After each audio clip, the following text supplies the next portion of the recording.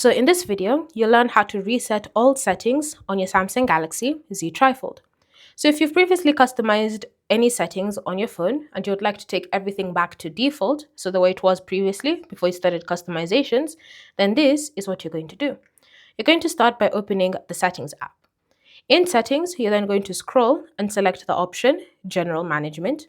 And then from here, you want to scroll down until you find Reset. Tap on that. Next, scroll down until you find Reset All Settings and select it, and then confirm that you wish to reset your system settings. Bear in mind that your security settings, so your PIN, password or pattern, fingerprints, Face ID will not be touched, as well as any language packs, accounts, and personal data, as well as any settings for downloaded apps.